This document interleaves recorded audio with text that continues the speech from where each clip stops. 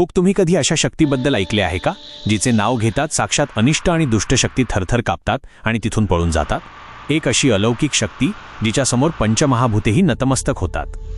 आज आपण अशा एका महान विभूतीचा थरारक प्रवास पाहणार आहोत, ज्यांचे जीवन म्हणजे बुद्धीच्या पलीकडच्या चमत्कारांचा एक महासागरच होता. बाळूमामा हे नाव नाही, तर एक चालते बोलते चैतन्य होते. त्यांची योगसिद्धी इतकी अफाट होती की ऐन पावसाळ्यात रानावनात फिरताना सुद्धा त्यांच्या चपलांना कधी चिखल लागत नसे आणि त्यांच्या कपड्यांना कधीही घामाची दुर्गंधी येत नसे. ते त्रिकालज्ञानी होते. समोरच्या माणसाच्या मनात काय चालले आहे हे ते क्षणात ओळखत असत. त्यांची वाचासिद्धी तर इतकी जबरदस्त होती की त्यांच्या मुखातून निघालेला शब्द कधीच खाली पडत नसे. म्हणूनच त्यांनी दिलेल्या शिव्या यासुद्धा भक्तांसाठी आशीर्वादाच्या ओव्याच ठरत असत. त्यांच्या आयुष्यातील घटना ऐकून अंगावर शहारे येतात. भक्तांच्या रक्षणासाठी त्यांनी अनेकदा अशक्य गोष्टी शक्य करून दाखवल्या. एकदा तर ताटातील मटणाचे थेट वांगे झाल्याचे दाखवून त्यांनी सर्वांना